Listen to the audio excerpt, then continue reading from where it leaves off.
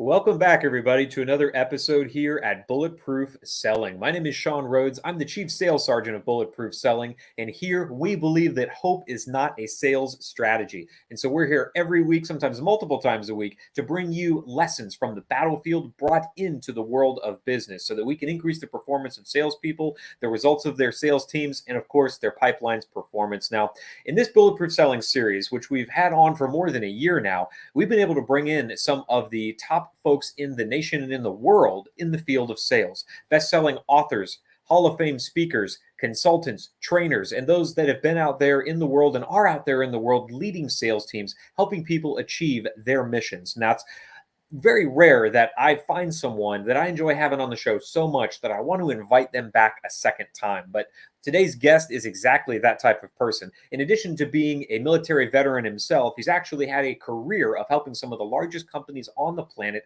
reformat, revamp, revitalize their teams so that they could actually get out there and get the performance that they're after. And although his career has changed from just being a chicken dinner circuit speaker in his very early years to going to be on some of the biggest stages in the world, I mean, a Hall of Fame speaker is who I'm about to put you guys in front of. Not only does he know about sales, he knows about what it takes to lead an organization to get continuously better results. And that's why it is absolutely my pleasure to welcome on a man who I'm blessed to call a friend, Jim Cathcart. Welcome back to Bulletproof Selling. Thank you, Sean. Man, with that kind of a buildup, I can't wait to hear what I've got to say. Exactly, man. It's gonna be good, whatever it is. All right, so it's been a full year. Last time we chatted, the world was just beginning to come out of COVID. People were still trying to figure out, like, how do we do business in this new normal? Tell us what's been going on with you in the last year, and how have you seen the world of sales change in these 12 months? Well, happily, since we moved from California to Texas, I was able to experience freedom of movement much earlier than I would have had I stayed back in Thousand Oaks. But it's been so freeing. You know, we went through a mindset like this as a nation. Everything was compressed. Live less, think smaller. Don't even risk. Whereas previously it had been the exact opposite of that. Hey, I'm willing to take a calculated risk. Let's go for it. So that's emerging again. But the interesting thing is, a lot of the people are not viewing this as a return to normal. They're viewing this as high risk behavior. Don't we have to take our mask with us? No. Are you sure? Do you need your passport, your vax passport? And so the fears and the hesitance is still built in there. So as salespeople, we have to be sensitive to that and know that, even though we may be judgmental about it, we can't let that judgment show up in our sales dialogue, because the way they feel is the way they feel. And if we don't respect the way they feel, then we've got no business being their vendor. So I would say let that exist, and then help guide people toward the light gently.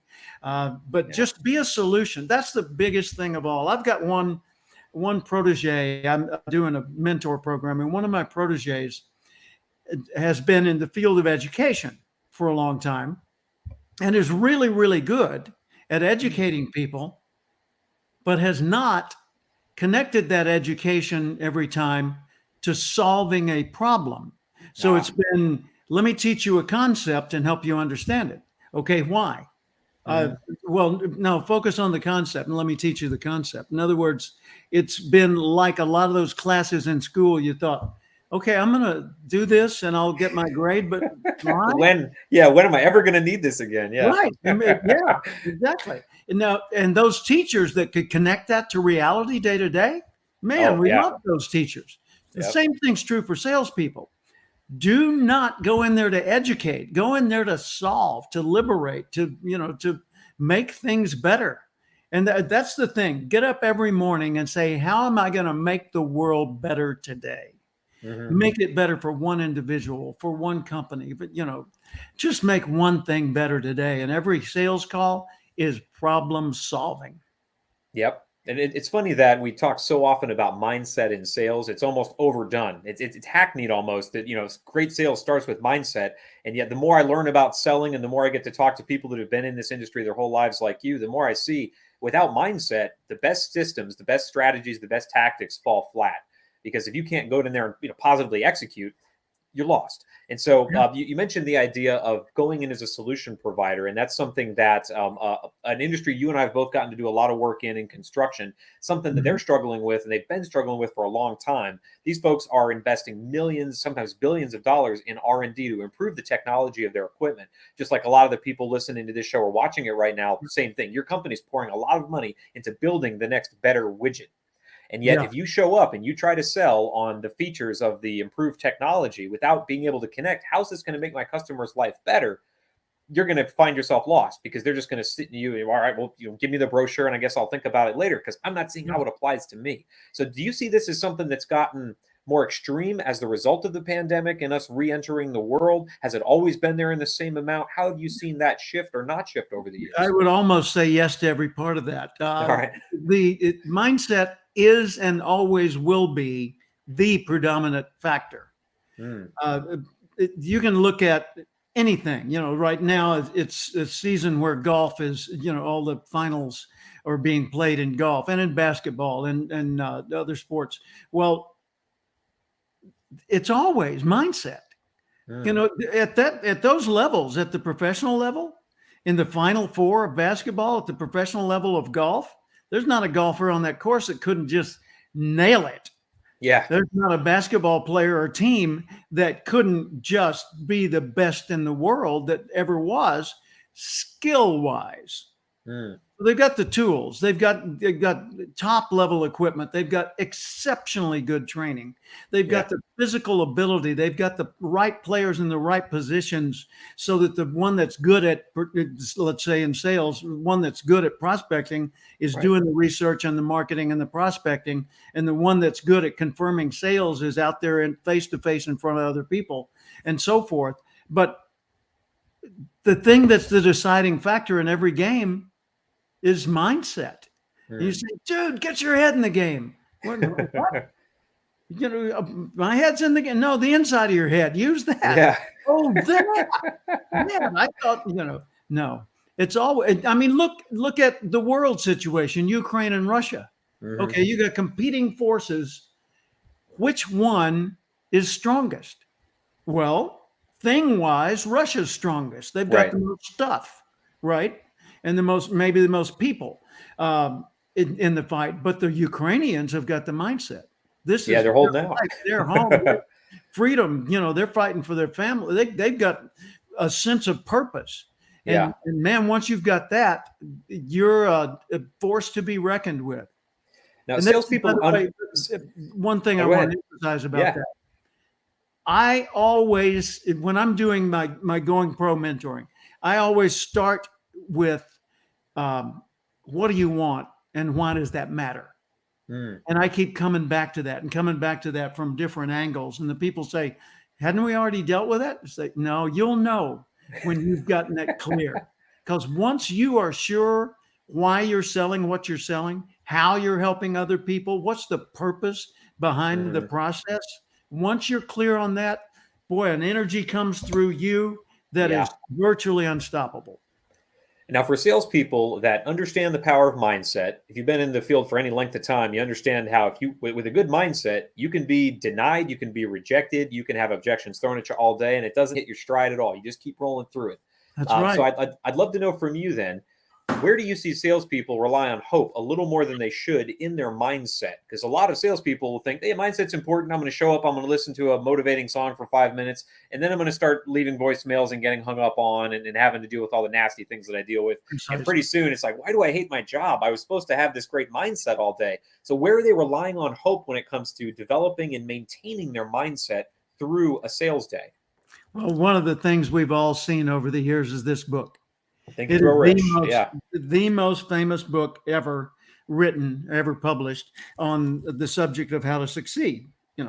Napoleon Hill's Think and Grow Rich. Well, what's missing from the title, but is not missing from the content of the book, is think, do, and grow rich. Okay. So a lot of people, they get sold on mindset so much that they ignore skill set or initiative, taking action. And it's not the most skilled that does the job, nor the most positive mindset that does the job. It's the one that exerts the initiative and asserts themselves to make it happen. You know, Yep. you can have the best market. Well, let's distinguish between marketing and sales. The Hmm. purpose of marketing is to cultivate a market. In other words, it's to stimulate interest and awareness, to make the Yep. world know Sean exists and he's a pretty good solution. Well, that didn't generate a dollar for you at all. You're No. still wondering where your next meal comes from until you go into the sales mode. Now, what's the difference between marketing and sales? Because everybody says, "Oh, I love marketing." Well, of Hmm. course, you don't have to ask for anything. Yeah, There's it's no nothing. rejection. But sales is where you solve the actual problem, and that's what Mhm. people pay for. So, the purpose of marketing is to build demand or stimulate demand. The purpose of sales is to facilitate ownership. In other Mm. words, to make the transaction complete. You're not closing anything, you're confirming a sale. So, to make the transaction complete so that you can start serving through your product or your service or whatever, and they can start paying and compensating you for what you've done.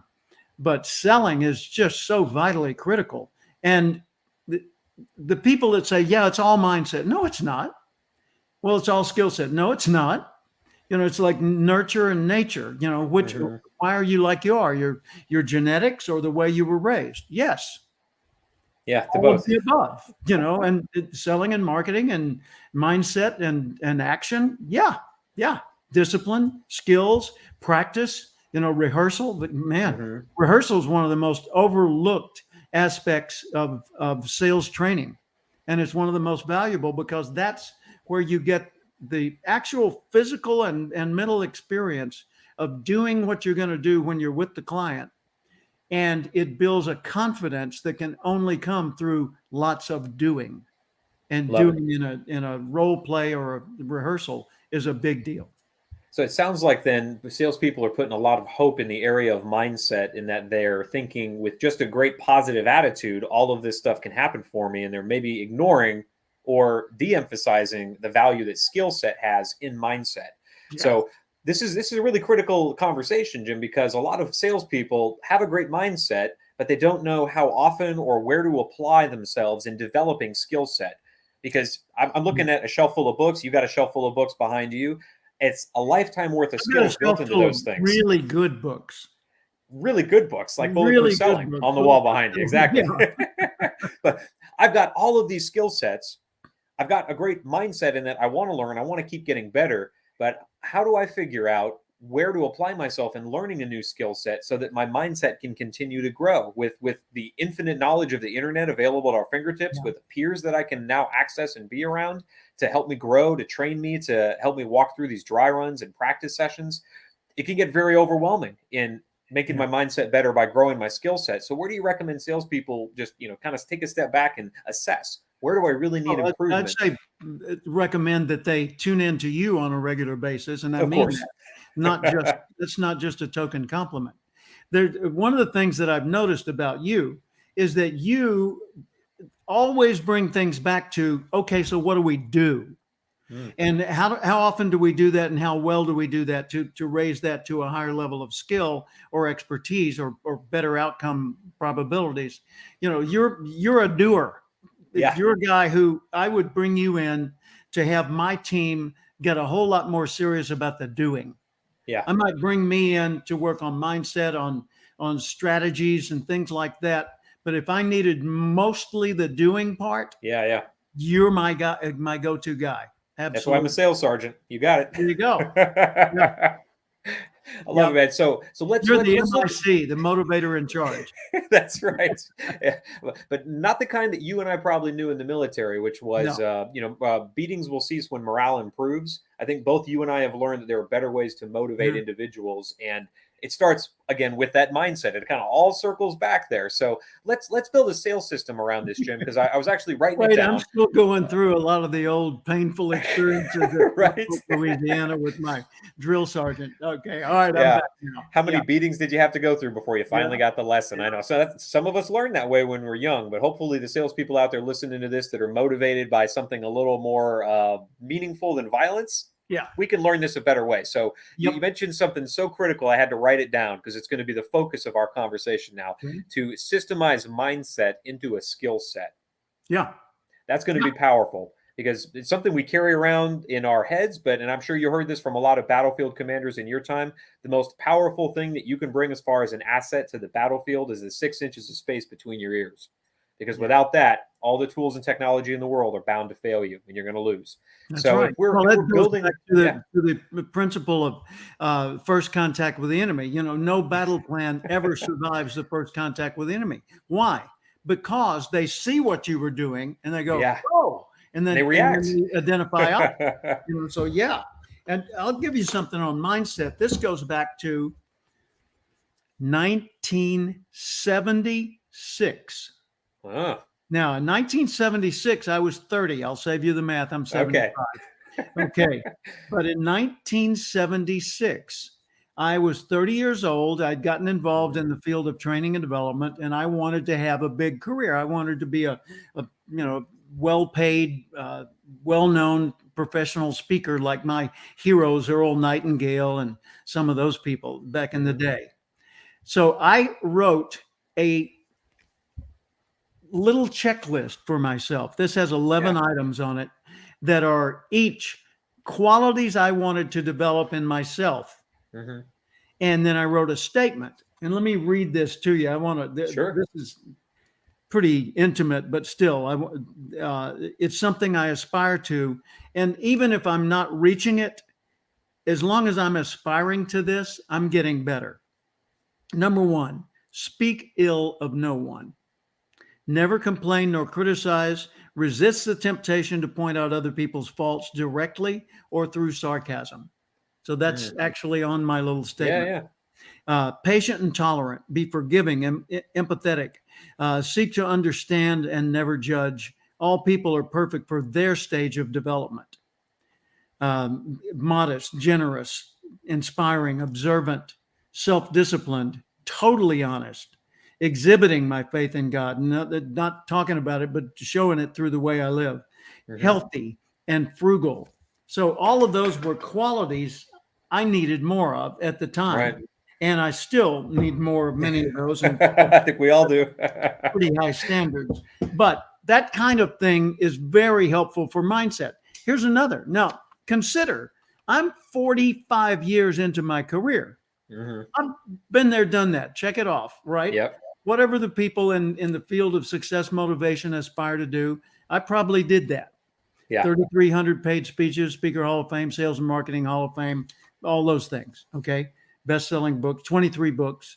But I still write little statements and keep them in front of me every day. This is from my good friend, John Mitchell, who owns a company called Think It, Be It.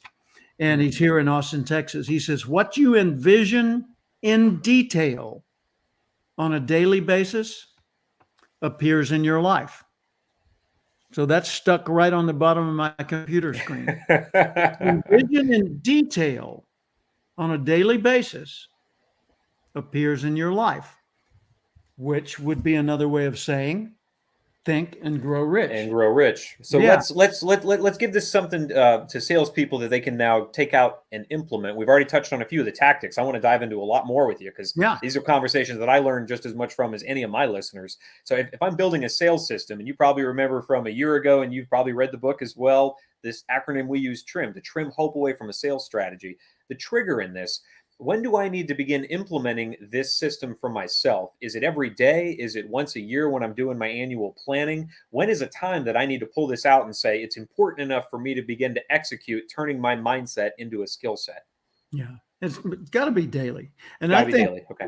I mean, daily on a disciplined basis. In other words, like the way you start your day, the way you end your day, a certain time of day that you set aside for particular focus. It needs that to start. but then it needs to become part of you. It's Mm, kind of like my faith is Christian. I'm not selling that. I'm just telling that sure. so that you understand where I'm coming from and how I operate. Okay. So years ago, I was talking to a guy who had been in my audience, and during the seminar, he said, "How are you so comfortable inside about your life? You seem confident beyond what your skills would cause you to be confident." I said, "Well, I believe I know generally how the world works. I believe in a loving creator. Mhm. I don't believe I was a biological accident, nor were you. So I think there's some purpose behind all this that's way beyond my ability to understand."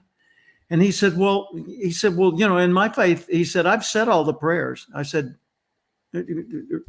"Go what?" He said, "I've said all the prayers, but it's not working for me." I said, "All the prayers? Is there a list of prayers?" Right? He said, I've been "Well, unaware of them my whole life. Come on, yeah, share I've been them. taught to say these prayers."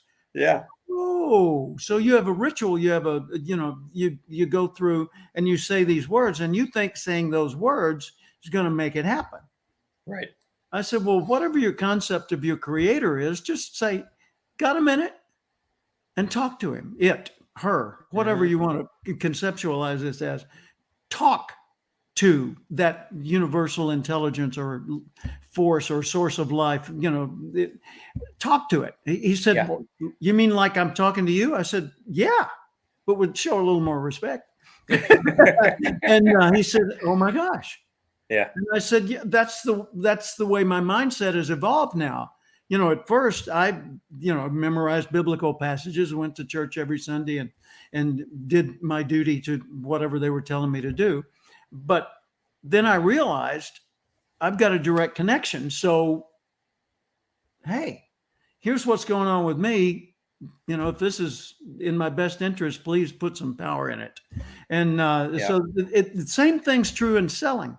If you really know that what you're doing helps the people you sell it to, then find the way to help them and Mhm. be a problem solver, not a persuader. That's And the yeah, that's been the biggest stain and anchor holding back selling sure. of anything, I think, is the characterization of selling as a persuasive model. The Yeah. persuasion is certainly one of the steps or pieces in the process, but it's not the purpose of the process. It's like Mhm. the old persuaders, like my sales manager at a car dealership 100 years ago. He said, "Jim, there's a whole lot of people out there that's got our money in their pockets. Your job to get it free." And, so my What a job was to philosophy. talk them out of their money. Yeah. That No. makes you feel good at the end of the day, doesn't it? Now, something that you mentioned that I want to bring back to a real secular level, because Yeah. everything you mentioned about religion absolutely applies to daily Yeah. life. For And a and you can salesperson, consider that philosophy instead of yes, religion, and it takes sure, but the but I stain off of it that some people have when it comes to religion. and But I'm it's a finding so many worldview. salespeople will just focus on the numbers. Like here's how many calls I have to make in a day. Here's how many sales I need to make. Here's how much pipeline I need to have. So it's the same as just saying here's the list of prayers that I need to pray every day. But they're Yeah. not having a conversation with that creator or with themselves and saying, here's my goal set, but why am I pursuing this goal set? What does it mean to me? What does it matter? To your point about mentorship, if I don't know at a deep internal level what this is going to do for me and how it's going to change my world and my community and my family, then I'm not going to pursue it with the same level of passion. So we've got the trigger in this element. Now we're going to jump into the stuff that I know you're an expert at as well, which is all of the steps that I need to be doing every day to turn my mindset into a skill set. So Yeah. walk us through a couple of them, just the ones that you think a salesperson would really most benefit from in taking the Sure. time to do each day to have that conversation with themselves so that their mindset can be a skill set. Well, I took that little card that I shared with you just a moment ago, and I turned it into another card that I carried with me every day. This was early in my career in sales, and I made it a habit, and I call it Mm, my thought diet. If you want to change your eating and fitness, then you go on a regimen for exercises, or food change, diet plan. Well, why not thinking? Why not the same thing? So on my little thought diet card, on one side, it says my current primary goal.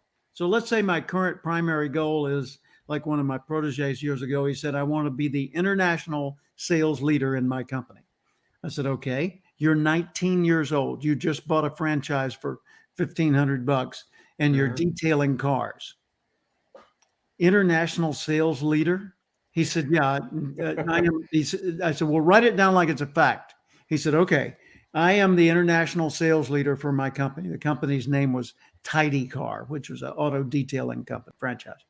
And I said, now I want you to break that down into 5 qualities or traits that you need to cultivate in yourself in order to become the international sales leader. He said, so find someone I want to be like. I said, well, no, find people who have qualities you admire and bring those qualities into yourself, but don't try to be Sean or Jim. Be you. His name was Tim. I said, Tim, be yourself at a better, higher level, more advanced, more mature, more skilled. He said, okay. So he wrote down the qualities he wanted to acquire. I said, now then, qualities don't come around just because you think them.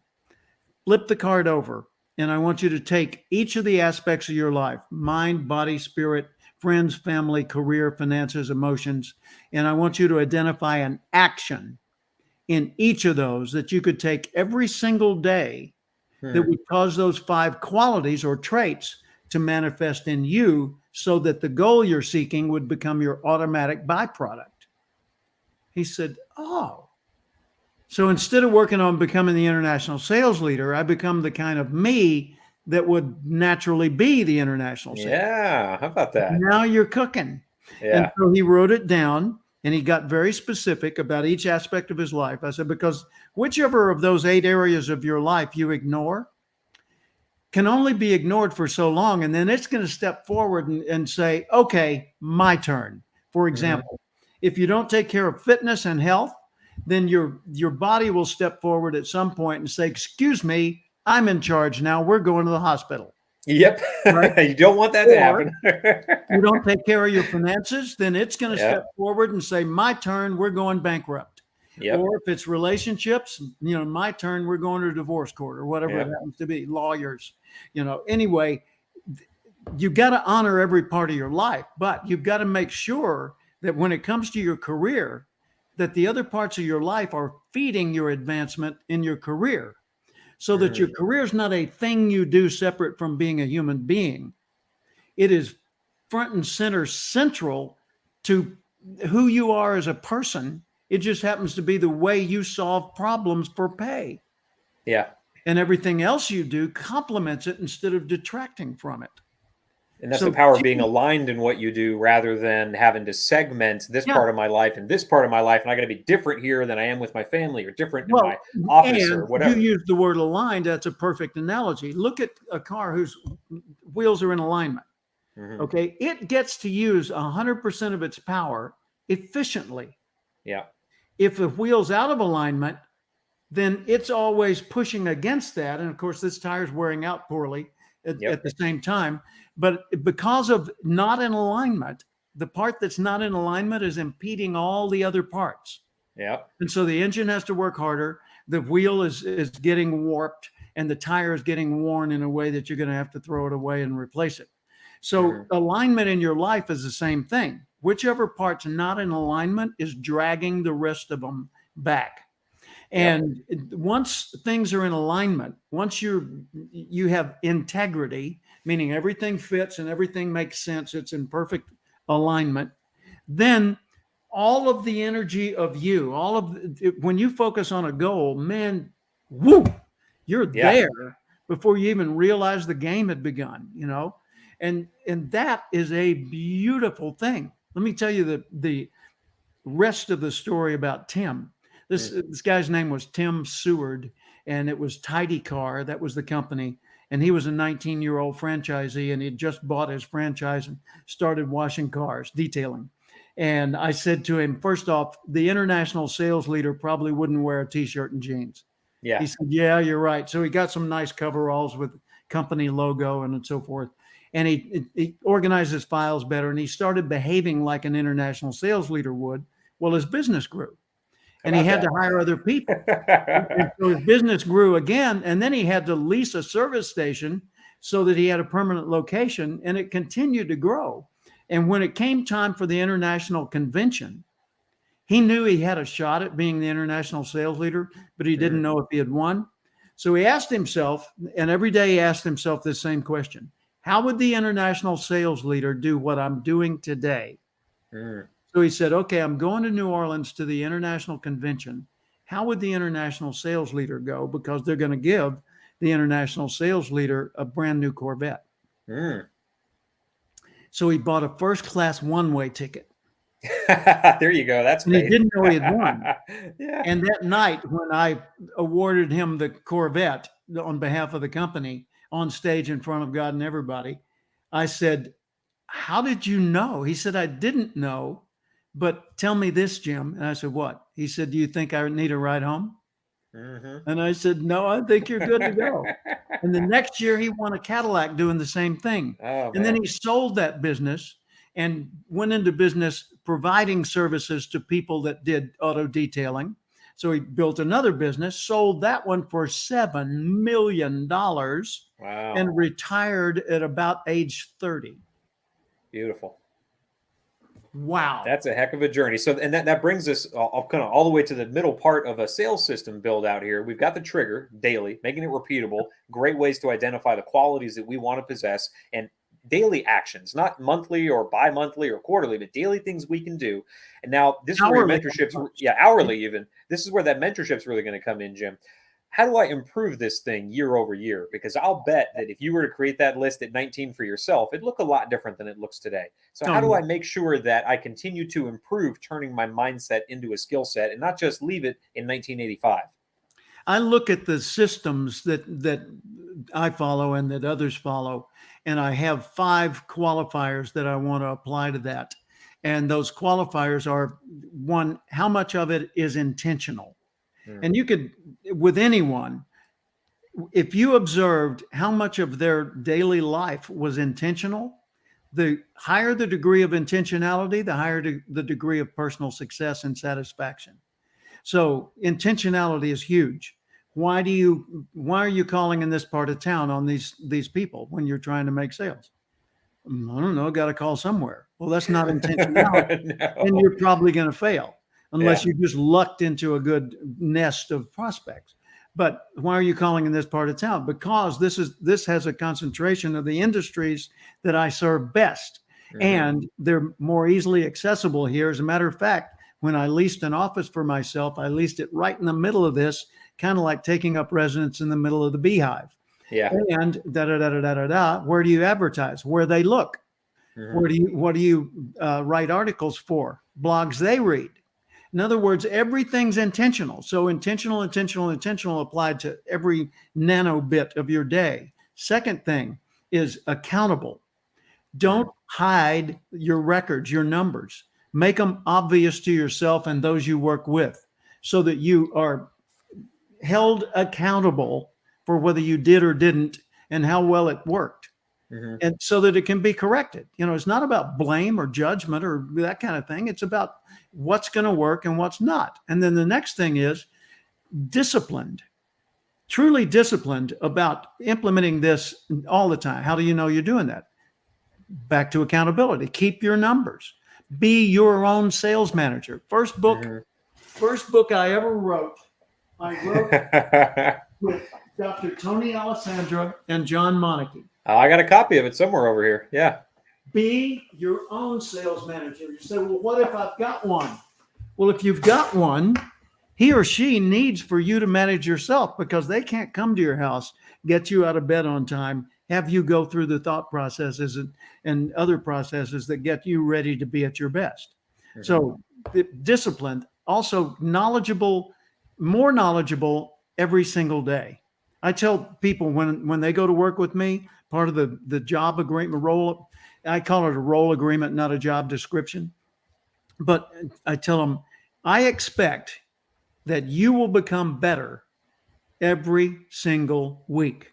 that you work for me Hmm. without me increasing your salary to get you to do so. Because if you don't become worth more, I'm not going to catch up by raising the pay that I give you. Right. I'm not going to throw more money at you in the hope Yeah, that someday you get the yeah. fire under you to We're not actually going to get better.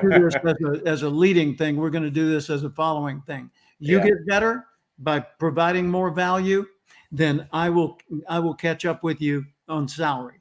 But Yep. if you don't, I'm not going to dangle money out in front of you and say, "Come here, come here, come here, come on, Yep. come on." Yep. You Now, know, is that all 5 of them? Did we cover no, the that's four. principles? Okay. And the 4. fifth one is honorable. Mm. To be more honorable in everything you do. Do it with dignity. Do it with integrity. Be a person worthy of emulating or following or respecting. Say, "Oh, the guy disrespected me." No, you probably showed him reasons not to respect you. Yeah. I mean, for heaven's sakes, if you respected you, you wouldn't be bothered by some idiot that's giving you bad vibes, right? Yeah. So it's intentional, accountable, disciplined, knowledgeable, and honorable. Love And it. that's what I apply to every aspect of the way a person sells. And so that's how we can improve it now. The final bit, and this is going to be an interesting one because we're going to measure success here. Yeah. Now, in sales, I could always measure closed deals, I can measure pipeline growth, but if I'm turning my mindset into a skill set, a mindset's not something that I can flip off with the switch as soon as I step out of my office door. I shouldn't, or I'm really robbing the rest of the people in my life on any growth I can achieve. So, how do I measure success in this system, Jim? Is it in something that I Well, can tangibly feel, or keep a what? record. Whether I Okay. like physical records better than records in an app, because even though it's less efficient when it comes to portability and all that, it's permanent. Mhm. I've got the record right here in writing and goes back, all the years. This is an American Express pocket calendar. I order one every year. And that's my main day-to-day guide. That people say, "Man, that's old school." Well, yeah, really, really old school, because I got these going back to the 1980s. Mm. And if you ask me, "Jim, how many days a week did you work out in 1992?" 5 minutes from now, I could show you. Mm. And I could show you which days of the week and what the exercises were. Well, do the same thing in selling. Winners keep score. Winners always, in any sport, any field, they always know the score without having to look at the scoreboard all the time, Yeah. because they keep the numbers. You say, "I don't know, the paperwork." No, no, no. We're not talking about heavy paperwork. Just a checklist that there's going to be a permanent record made by you, for you, Mhm. to see later, to see if you're on the beam or not. I just completed this January 1st past. I just completed 5 consecutive years of 100 push-ups every day without missing a day, except for a 12-day period where I had to have an operation and go through recovery. And so I Mhm. extended my 5-year thing by 12 more days to Mhm. catch up. I was doubling up. And so 5 years of 100 push-ups every day. Well, how do you know you did that? Because every day I wrote it down. Wrote it down. And Yeah. they said, that's Jim, that's anal. That's fanatical. Yeah, it is. Yeah, it is. Who said success is normal? Mm. If you're not willing to be a mutant, you're not going to succeed. Success is abnormal behavior. Normal Interesting. behavior is just that. Yes, laying around all day, never writing anything down, never making a record, never attempting to look at your past results and get better. Yeah. Yeah. Yeah. If Awesome, you man. want to So make more sales than you used to make, then you're going to have to do different things and more things than you used to do. different results to different input. Absolutely, man. So we've got the entire sales system built here. I can't wait to share this one with the world because I know it's going to help any salesperson that it comes across. But for you, sir, if you as a listener, you as a viewer have gotten a lot out of what Jim said, and I always do, you're starting up a new plan, a new program, a new system for yourself to help other people get more successful, Jim. After 40 plus years in this industry, I think you've gathered all the necessary tools to help people do that. How do they get in touch with you about it? How do they get deeper into your world and maybe on board with this new thing you've got going on to help salespeople increase their success? Thank you. Well, I'm the easiest thing in the world to find, Jim Cathcart. So you look me up on YouTube, on Instagram, on LinkedIn, on Facebook. I'm not on Twitter anymore, but all these others, I'm there. Vimeo. I've got all kinds of videos. But Cathcart, CATHCART.com is my website. And if you're interested in my mentor program, Going Pro, then just go cathcart.com/going pro, or cathcart.com, and right up there on the top banner it says, interested in Jim's Going Pro program? Click here. So I'm the easiest thing in the world to find, and there's lots of videos they can watch, lots of other things. And if they like music like you and I do, go to my music website, guitarmusiclive.com. Can't believe I got that website. Guitarmusiclive.com is me. And I've got my album there. I've got videos. It's fun. And for those of you listening, Jim did not just hang out his shingle, as a sales trainer. He's been doing this for decades, longer than a lot of us have been alive. And he's got, I know, probably innumerable President's Club members and international award winners behind him as well in his coaching. So you're not putting your faith into somebody that just got started in this field. I mean, he's done the reps and been through it. Anybody that has the opportunity to mentor under you, Jim, I know is going to have a lot of success. So please go find him. All the stuff that he's got out there, I highly recommend it, his entire catalog. So for those of us here watching for Bulletproof Selling, make sure that you are continuing to follow us on LinkedIn and checking out YouTube for these archived live streams, going all the way back to when we first started, and Jim was one of our first guests here at Bulletproof Selling. And of course, for the podcast, iTunes, Stitcher, Spotify, anywhere that podcasts can be found. And for more sales systems to help you replace hope with certainty in how you prospect, how you set your mindset, and how you turn it into a skill set, make sure you're checking out our resources over at bulletproof-selling.com. I'm Sean Rhodes here. It's been a pleasure serving the sales community alongside you again, Jim. Let's get out there and make selling bulletproof. You got it. Thank you.